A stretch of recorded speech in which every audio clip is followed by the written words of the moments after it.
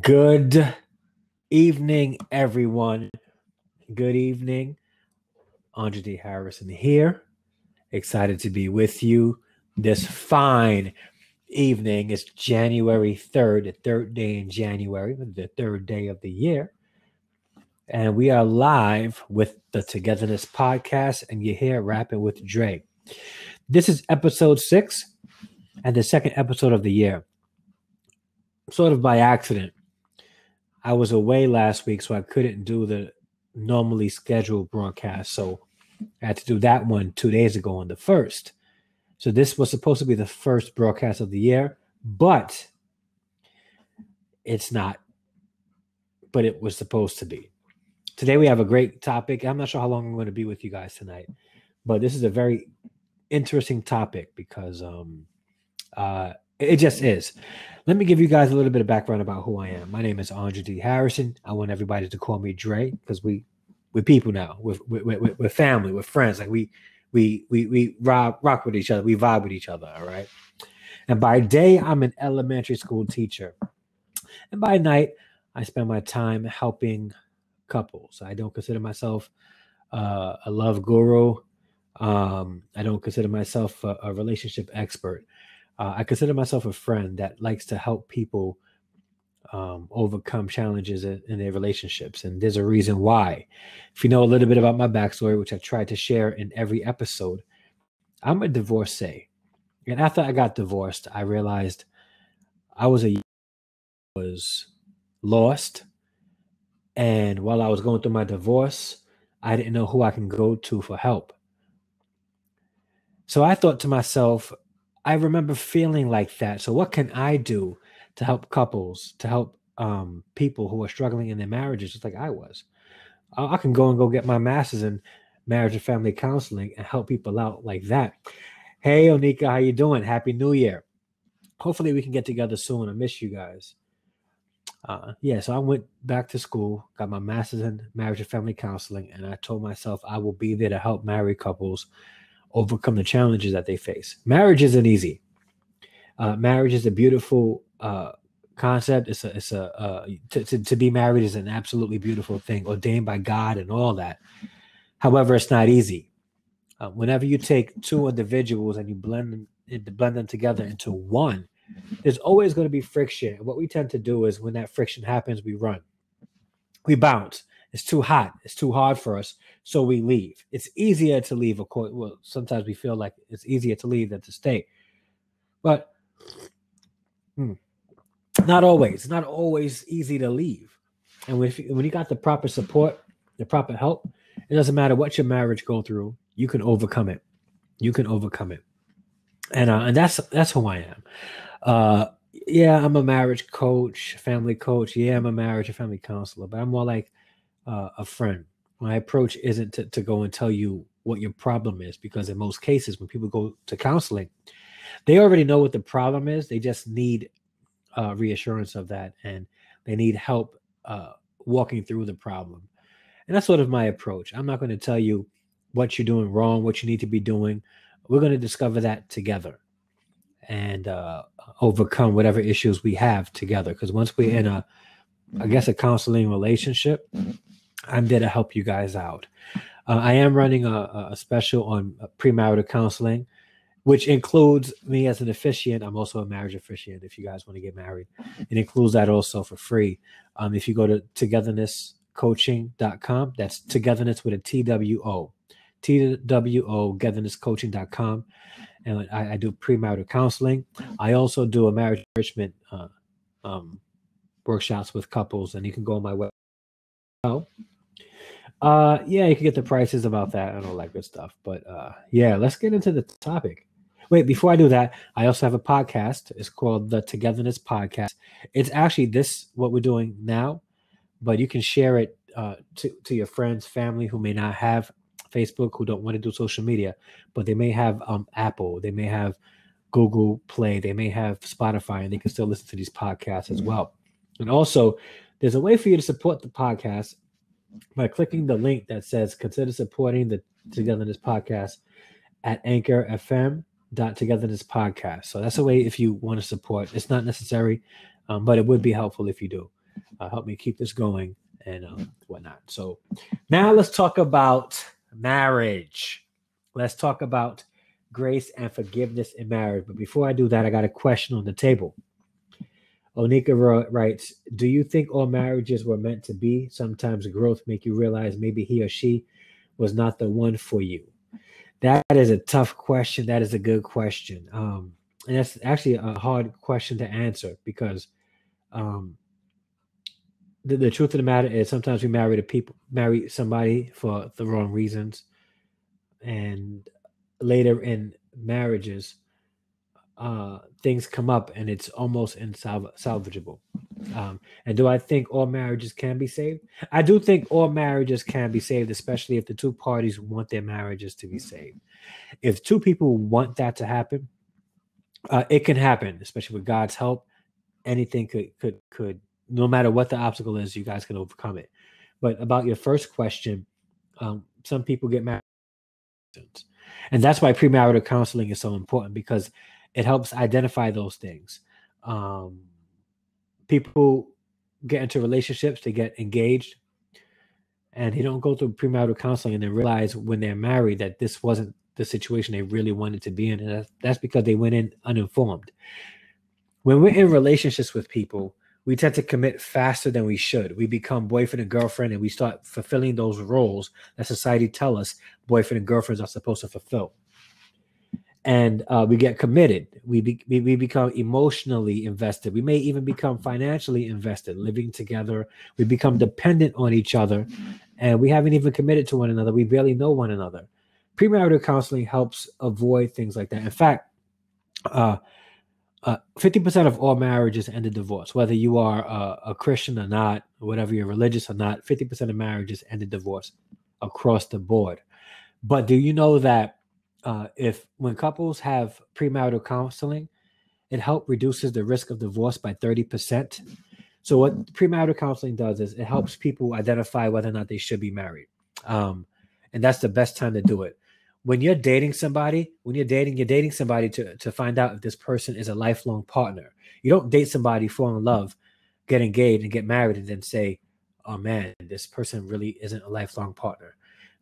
Breakups isn't bad. To break up with somebody is not a bad thing. To get a divorce is devastating. But when you're in a relationship, breaking up is actually a positive thing.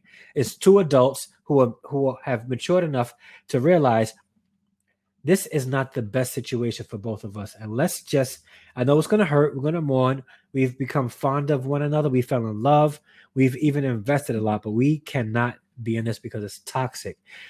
Before marriage is the time to do that. And premarital counseling can help identify those things. But she writes, do you think marriage can work if one is into the church and one is not? The Bible speaks on that. They said that the believing spouse should always pray for the unbelieving spouse.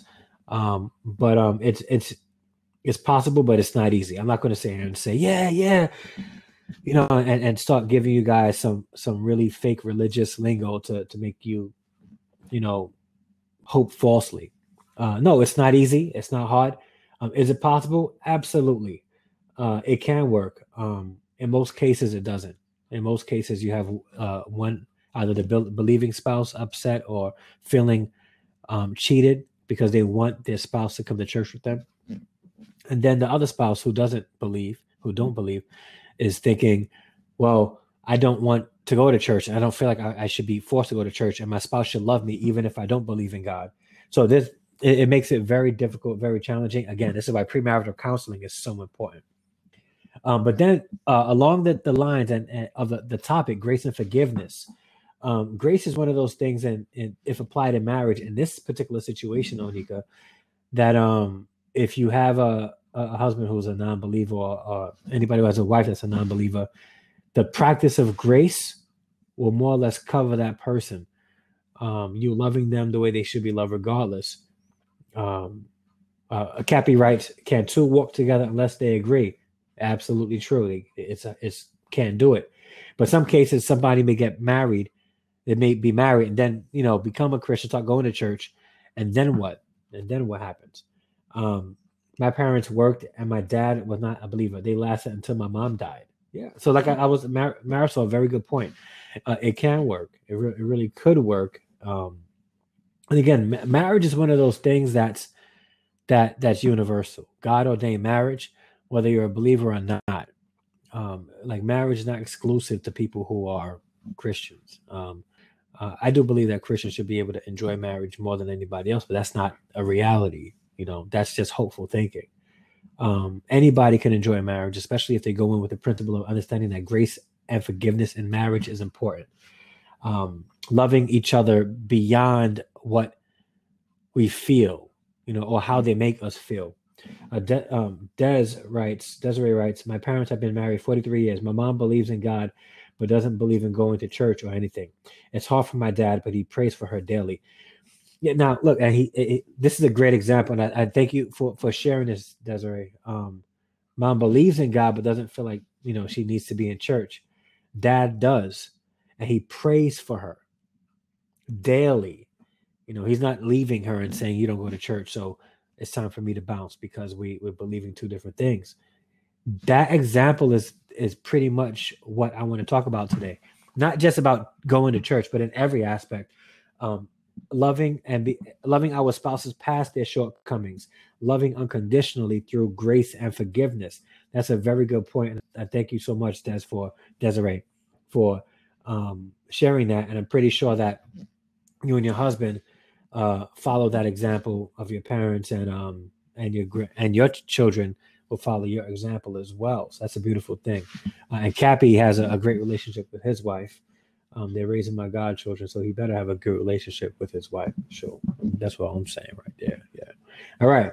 But grace and forgiveness in marriage is essential for a marriage to work, and the reason why is because no one is perfect. And when we commit to marrying somebody, the commitment should be for a lifetime. No matter what happens, no matter how bad it gets, no matter how hard things happen, no matter how bad you've been hurt, grace and forgiveness should be applied. Now, I have to say that with a disclaimer. In a conversation I had recently, I was asked about grace and forgiveness in a marriage, and I said that it's essential. Um, to the married couple should forgive each other and show grace because it's something that you give to somebody that they don't deserve. Forgiveness is being able to release yourself from the desire for revenge. All right. How many times, and let's be honest, you watching right now, you listening right now have probably felt this way. Your spouse did something very bad to you. No, forget it. Let's not even do bad. All right. I'm going to go there. Okay. I'm going to go there. Wives, how many of you guys will withhold sex because your husband didn't do something like take out the garbage or, do something to that effect? Like we won't forgive. We start holding back and we want to do things to be vengeful. Um, it's things like that. If you, and it goes to the extreme also, your spouse cheats and then instead of talking about it, you go and find somebody that you work with or somebody that's willing to cheat with you just so that you can get revenge because we want people to feel as bad or worse than we felt. And that's not forgiveness. So forgiveness is being able to release that desire for revenge for somebody and offering grace to them, even though they don't deserve it. Sometimes partners take forgiveness as passing to do more wrong. Okay. See now, now that's the thing about forgiveness. Okay. I was going to get into that. Forgiveness doesn't make you a doormat, and forgiveness doesn't say you can do it. The other person can do it over and over and over again. Not me. We ain't got to talk. Just give me. You're funny. Yeah, true. Yeah. But when it comes to forgiveness, forgiveness doesn't mean forgetfulness. To forgive doesn't mean to forget. Now, and that's become a common term in society. Forgive and forget. Forgive and forget. No, forgive. No matter what, forgive. But you don't have to forget. All right. Fool me once, shame on you. Fool me twice, shame on me. You have to be able to forgive and not desire revenge for that situation, offer grace, but stand up for yourself and demand that it doesn't happen again. You got to demand those things. Yeah, I'm not going to forget this. Okay. In fact, because you did this, and I'm not going to forget it, I'm going to see what I can do to help our marriage out. I am going to ask you where you're going to be if you cheated on me. I'm going to ask you where you are. I'm going to ask you to video chat me where you are also, just because what happened like 3 weeks ago happened, and I lost trust. And as my spouse, you should want to build that trust back again. See, the thing is, when we have been wronged and we want to forgive, and we allow things to happen, that becomes more of a strain on a marriage. It becomes a strain. Don't ever think that you're stressing your spouse out because you've forgiven them, but you held their butts to the fire and told them, now I'm going to hold you accountable to this. Don't think that you're going to wrong me and I'm not going to hold you accountable to this. I love you so much that I forgive you.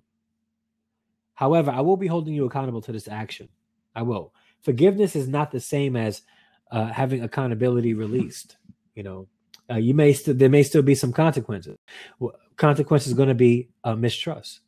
You're not going to trust them again, or it's going to be hard for them to regain your trust.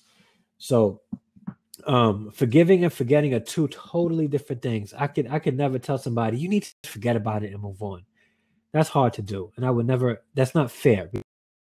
Isn't dealing with it. So I would never tell somebody, forget it. I would say forgive, but speak about it, address it, and do what you can to make sure that those things doesn't happen again. If you guys have any more questions, please feel free to join me in this conversation. Onika got some good stuff to say. Desiree, thank you for your input.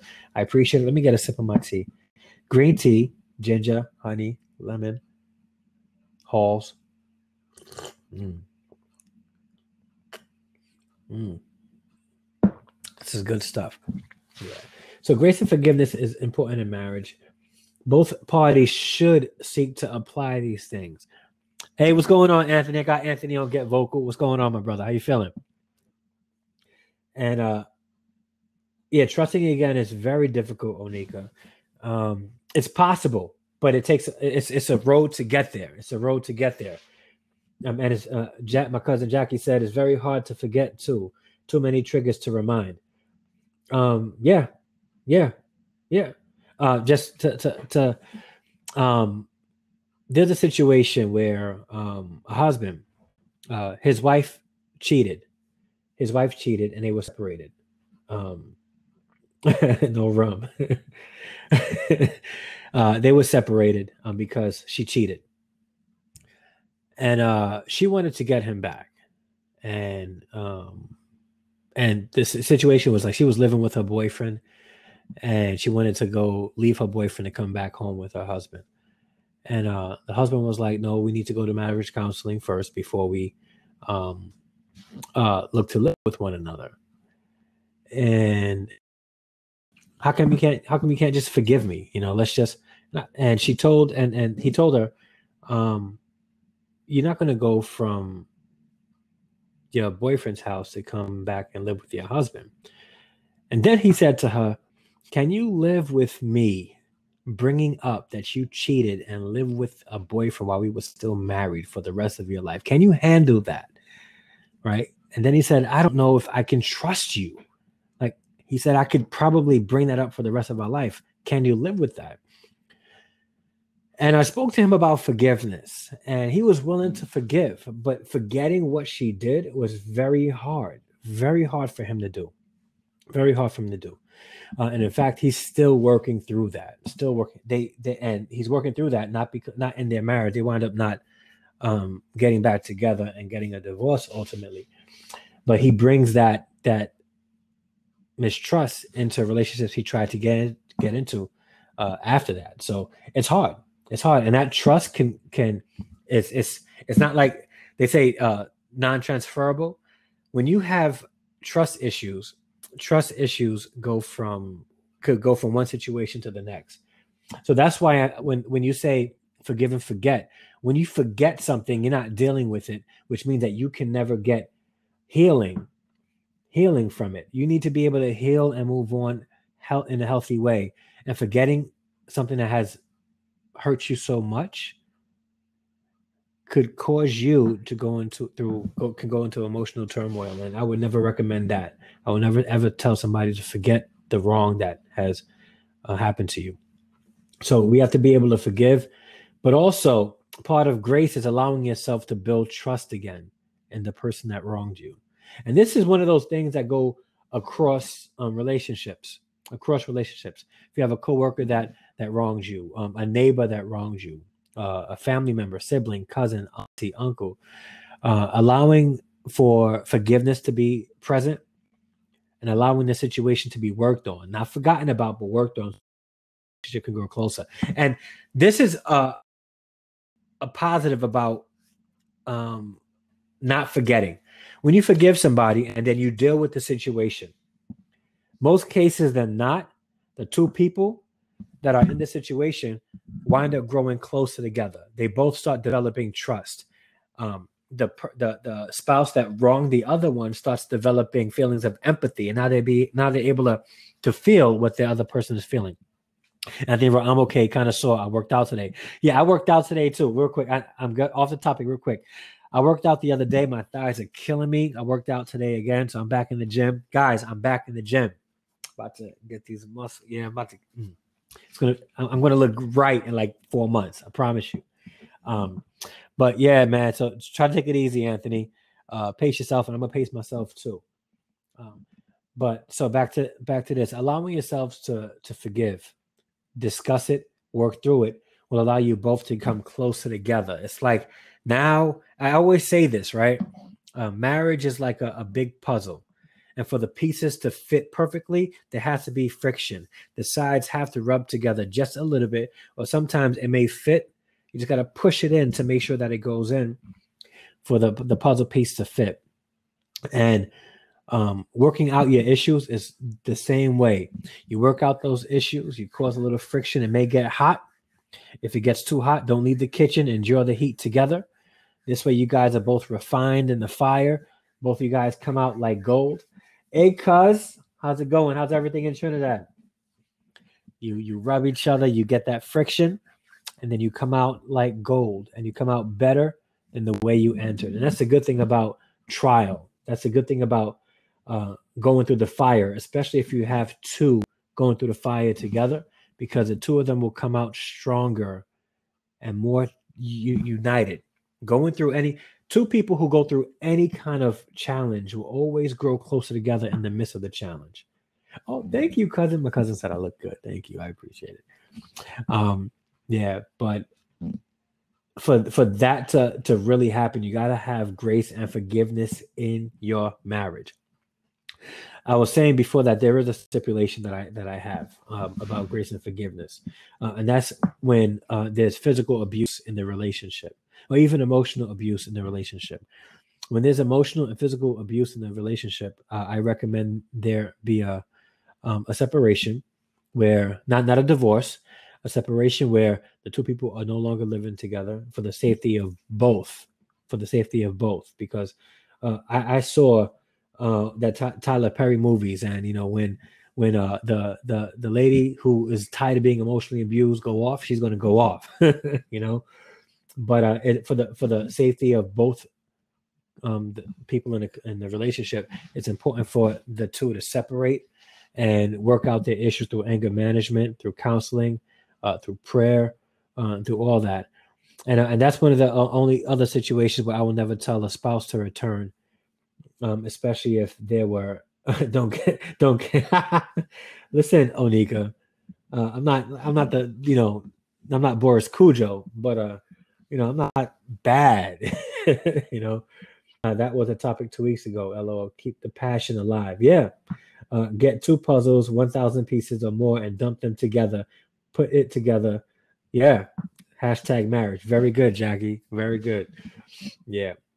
But about the abuse, that's one of those things that I would never, if a wife or a husband was to tell me, me or he beats me, and I can't. I'm emotionally abused in this relationship. I don't want to be in this relationship anymore. I would ask questions to see if the the situation could be saved. But I at that point, it's hard for me to say. I do believe that even in a situation like that, God can do a great thing and heal that marriage, and the abuser can be the empathetic, unconditional lover in the relationship. I really do believe in transformation in that sense.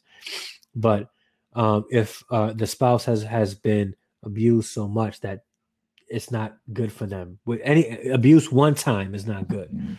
That's one of those things where I say you can forgive, but you may need to move on, and this is because a person's life may be at stake. So when a person's life is at stake, you can forgive, you can even show grace, but in a situation like that, you may have to move on. And it's hard for me to say, but that's the reality of what it means to be married. You may need to just, you know, forgive, work through it, heal, and move on. But uh, but grace and forgiveness is something that really can keep marriages together. It really is like the glue to keep marriages together, to keep the love alive, because people aren't perfect. That's one of those things that would help you when you get to the point in your marriage where you just don't feel like had that feeling of euphoric love for your spouse that you once had in the very beginning. That's why love is a choice. Love is one of those things that you have to choose to do. If we choose love, or if we look at love solely based on how we feel, when we're no longer stimulated, we say to ourselves, we don't love anymore. So it's time for us to move on and find somebody that could stimulate us. When you choose to love somebody, when you choose to love somebody, choose to be committed to somebody, and choose to making marriage work, you can develop those feelings again. You can go back to why you fell in love. When you're wrong, you can apply grace and forgiveness in your marriage and allow your marriage to flourish once again. Now, I'm not sure if you're watching or you're listening and you've gone through some things and you're like, uh, I, I, I need help. Me and my spouse need help, and we don't know where to go. And you just want somebody to talk to. Maybe shooting me a call, giving me a call, shooting me an email, shooting me a text or whatever could help you guys. Or maybe I can help you guys with certain things. If you ever have any questions, you would like to visit my website, you can go to Two-Getherness Coaching. That's Two-Getherness with a TWO, togethernesscoaching.com. Or you can email me at info@togethernesscoaching.com, or hit me up on the phone, 929-636-6614, so that we can talk about how we can help your marriage get to the place where you want it to be. Love is a living thing, and it needs to be fed constantly. Woo, Marisol, very good. Very good. Marisol writes, love is a living thing, and it needs to be fed constantly. How about this, Marisol? How, if you could just write some ways that we can feed love so that it can grow constantly. What are some things that we can do to feed love? Anthony writes, any kind of abuse can happen in all families, not just marriages. Very true. True. The same rules apply to a person who has been abused because of toxic situation is just as valid as someone who has been abused in a marital relationship. Very true. Yeah, abuse is not just exclusive to marriage. It could be applied in any situation.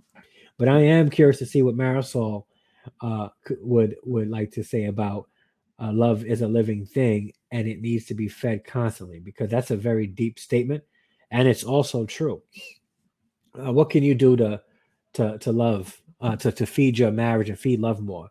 Onika says to date more. Very good. To date more, to set aside time where you and your spouse could spend quality time with one another, absent from the kids.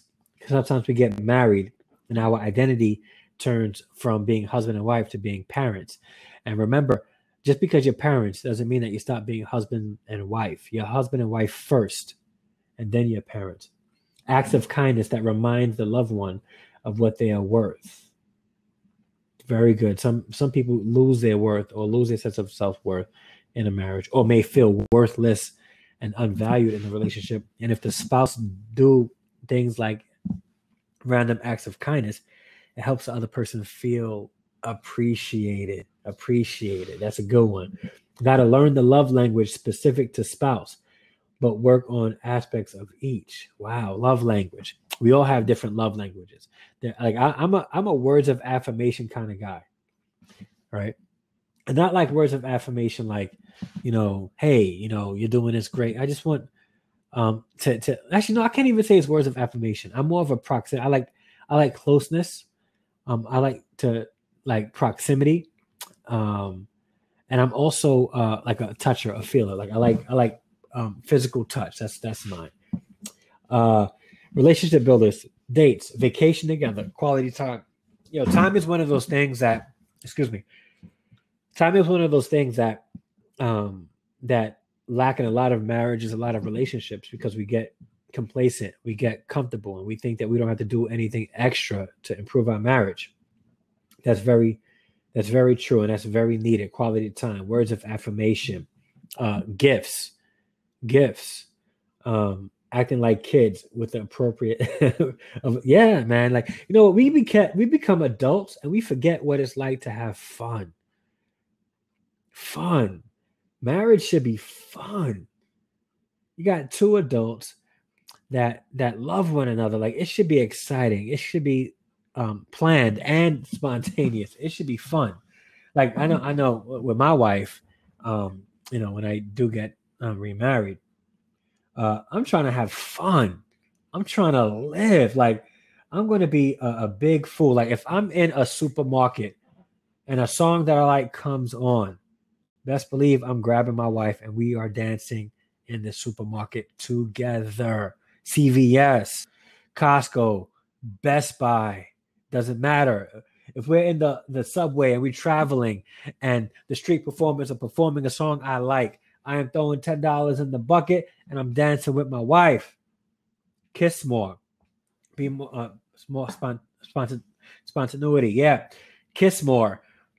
Physical affection and physical affection outside of sex. There's so many things that you can do that you can show intimacy and affection without having to go automatically to sex. So look at some things that you can do to make your spouse feel loved without it always having to end in the bedroom. Yes, I am. Yes, I am. Random. I love yours. Yeah. Yeah. All right, man. I enjoyed this conversation. I thank you, everybody, for joining me. It's not 8:33. I'm probably going to call it a night tonight because I have a lot of planning to do after the vacation was over. I had to get to work and plan a lot, and we're going to be changing units soon. My cousin says intimacy and romance would fill the love tank more than just sex. Very good. And the thing is, if we do those things, Jackie, right? I call it the love bank too. I call it a love bank instead of the love tank. If we do those things, it's sort of like a primer to be able to end the night with beautifully passionate sex with our spouse. Just by putting things into the love bank, but not putting it in with the motive that at the end of the night, I'm about to get some. You do that because you want your spouse's bank to be in overflow. You want it always to be in the black, never to be in the red. You always want to put deposits into your wife's or husband's love bank so that they feel valued, and that's how they feel valued. All right. But I'm calling it a night. I need to get some work done. I thank you guys so much for the conversation. Sometimes it's longer, sometimes it'll be shorter. But listen, grace and forgiveness in your marriage is important. Please never lose sight of that. Always look to forgive. Always look to practice grace. I'm not saying to forget. And the reason why I'm not saying to forget is because you need to be able to work out whatever it is that you have to forgive. Once you work that out, that opens up the opportunity for you guys to become closer. Friction, challenges, obstacles, turmoil helps marriages get closer. No one is perfect. And through imperfection, closeness can happen. All right, guys. Hey, Leah, I'm glad you caught it too. Everybody have a good night. Thank you guys so much for rocking with me, vibing with me. Next Thursday, we're on again. Before I go, let me tell you that topic. So every time I think about a topic, I automatically go and get vocal and I plan it. I program it so that we do it. But the next episode, next Thursday at 8 o'clock, we're going to be talking about. Oh, I think you lost me for a second. I'm not sure if you can still hear me. Can you still hear me? I lost a video for a quick second on Facebook. I don't know. Hopefully they'll hear me. We'll see. But yeah, I'm back. All right. So January 10th, we're going to be talking about 5 things we can do to get in our away from loving one another. So what 5 things that we do that gets in the way of our relationship. So we're going to talk about what are those things and what we can do to combat those things so that nothing gets in the way of our relationships. All right. Again, thank you guys so much for watching. I really appreciate you all. Really, really, really do. God bless you all. Love you. This is Rap with Dre podcast. Oh, thank you, Onika. I'm back. The Two-Getherness podcast. Have a good night. And I will see you guys again next Thursday at 8 p.m. Peace.